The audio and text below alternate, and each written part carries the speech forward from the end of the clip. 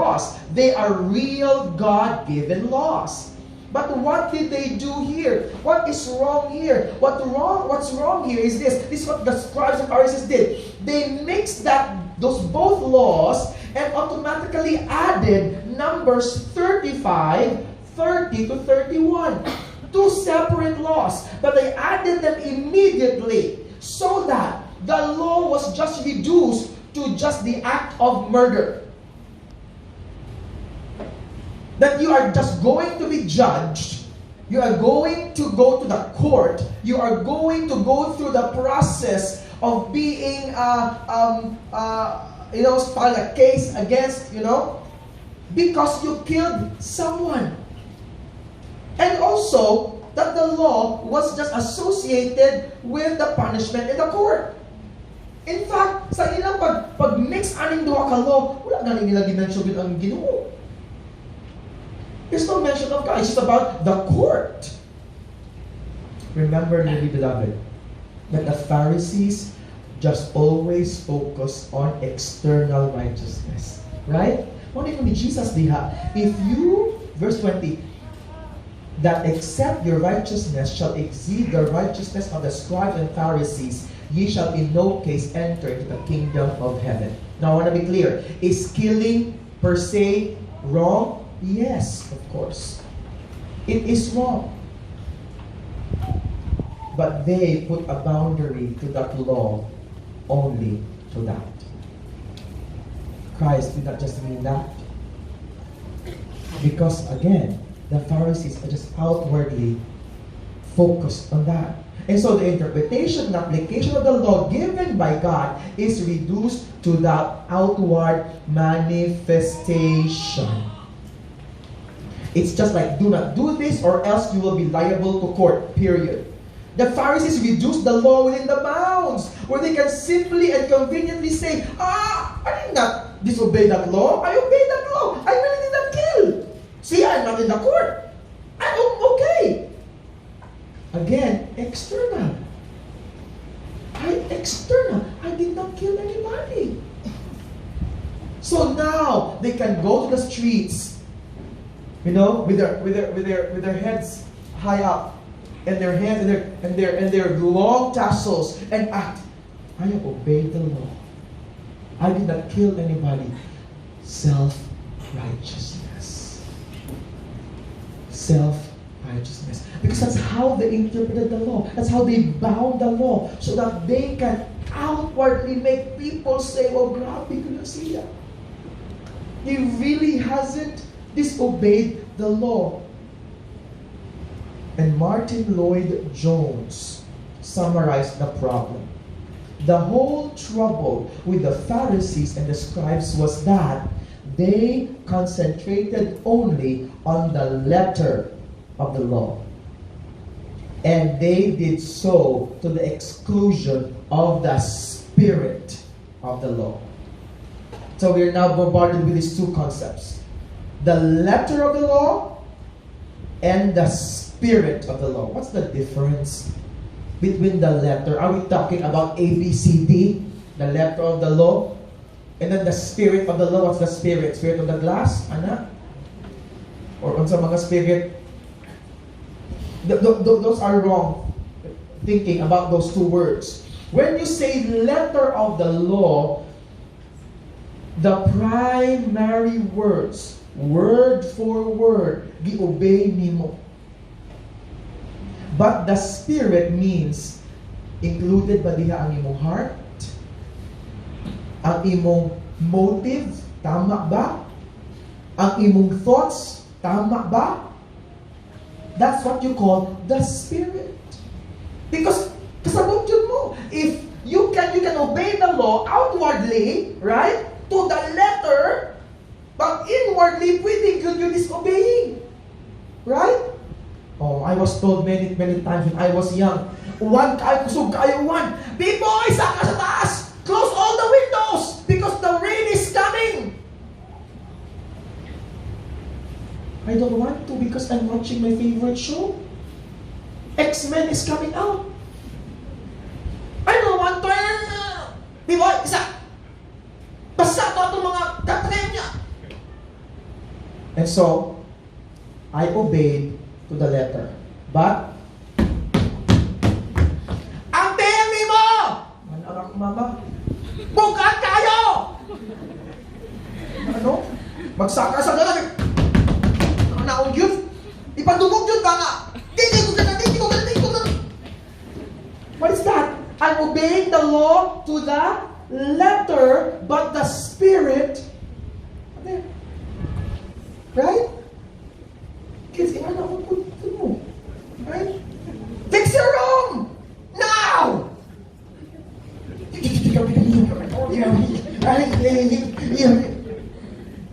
Diba? Ano? The obey ka, letter of the law, but spirit, heart, wala. That was what's wrong with the Pharisees. That's why many times in the scriptures, Jesus told them, he even rebuked them. You are like tombs. Sa gawas, hinlo kayo, puti kayo, but inside you're rotting. Like a dead carcass of a body that's stenching and gruesome and decaying. Because outwardly, they can say, I have obeyed the law.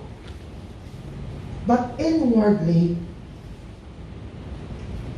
the spirit of the law was not obeyed.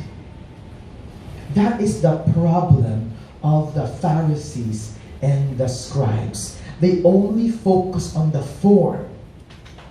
Obey to the letter, but not the content.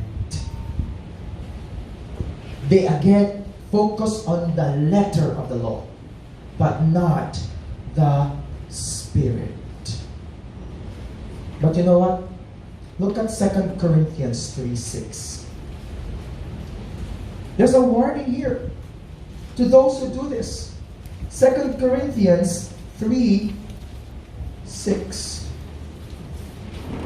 Ingon ni Apostol Pablo sa ato mga kaigsunan dito sa Corinto kaniadto, who also hath made us able ministers of the New Testament, not of the letter, but of the Spirit. Why?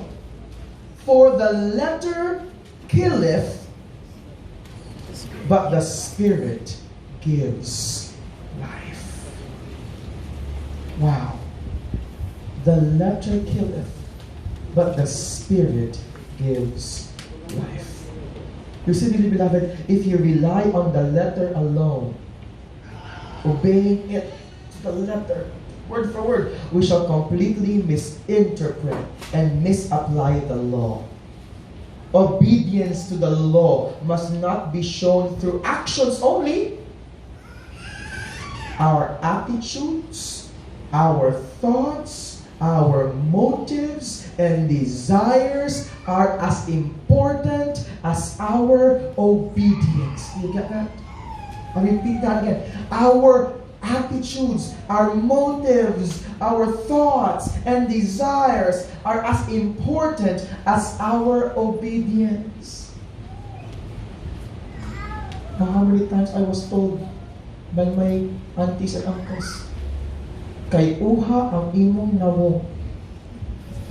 Kinano man, gisultian na magsiling, magsana. Manilig, ano? Masaya ko yun na, manilig. Pwede magkanahan ko, di nga no. Magdula mang kutunda. So, sige, may lalago pero. Kiyuwagin mo na huwag, tampak mo na karo. Sabot! Sabot na bin sabot! So you see, obedience is not just important. Oh, I know. Maybe the parents this morning are saying, oh, I wish pastor ako anak. Di niya letter, pero spirit po. At least pastor na ako isulti guniya. Starting today, anak ako ibali. Oh! Letter ka, letter! Asa ang spirit! Di ba? Namin ang talagang dito ang mga parents, ani. Ganda ang mga parents. Hindi mo mabiyak mga kids. You should learn this. Children. Teenagers. letter and spirit yun. Naway mo si Mama, ato dito, ipusta na. Yes, Ma'am. Yes, Ma'am ba? No? Yes, Pa.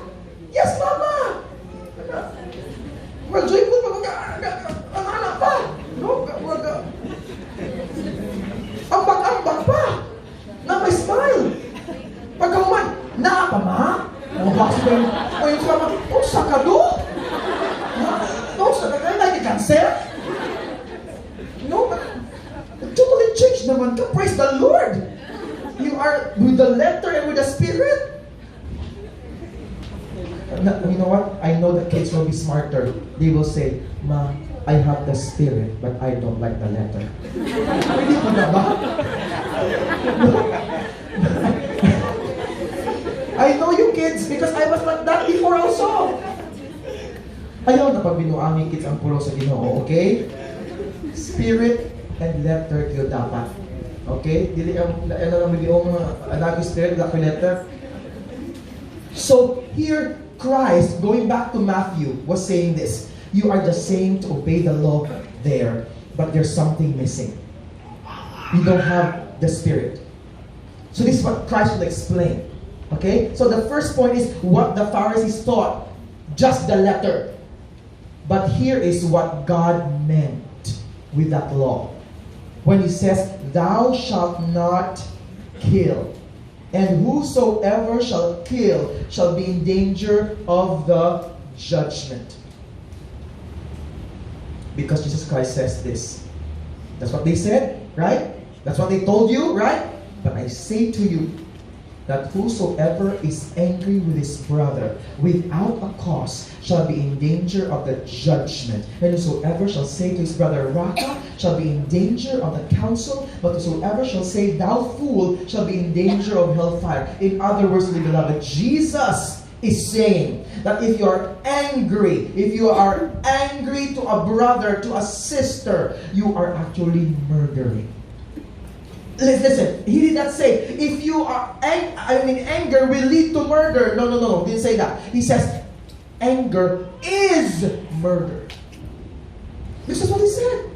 He said, but I say unto you. That's what they're saying, but this is what it is. It's meaning that whosoever is angry, that's the one who commits murder. That's the one who kills. Now what is anger here? Anger here, as defined by Warren Wiersbe, is a settled anger. It's malice and it's nursed inwardly. It continues there. And you have indignation. You have wrath. Deep-seated anger. Now, is there no way for us to get angry? Of course there is a way for us to be angry. Ephesians 4 tells us that you can be angry and you do not sin. So pwede ka nga mangi-angry ka towards the right things to be angry about. Like for example, what? Sin. Right? We should be angry about sin. And that's okay. The Word of God gives us that clause that you can be angry about sin. Because sin is also detestable against God. God also hates sin. So we can be angry, but we need to be careful that when we are angry towards sin, that we don't sin while we're getting angry. Do you get that? Because sometimes we get angry and we say bad words. That's where you go. When we get angry, we throw plates. There you go. When you get angry, you abuse your child. To the point that the child is black and blue. That also speak up. That's not also good. That's not right. So you can be angry at sin, at what has happened that's wrong. But you need to be careful that your anger will not result to your sinning. But here, the Word of God tells us this is a deep-seated anger. It's a malice that is nursed inwardly. Sige mo nurse, ginapadako ni mo ang anger ni mo diha. And the Word of God tells us here that is equivalent to murder. To be specific, Christ gave us two definitions of this anger. The first is you're angry without a cause. That's in verse 22. That whosoever is angry with his brother without a cause. In other words, dili gid without a cause na sense nga wala siya nahimo nimo, but kanang cause that you are not able to even try to forgive in your heart. And you try to harbor that in your life. And the second description of this anger is only without a cause, but that this is an anger that is without control. How do you know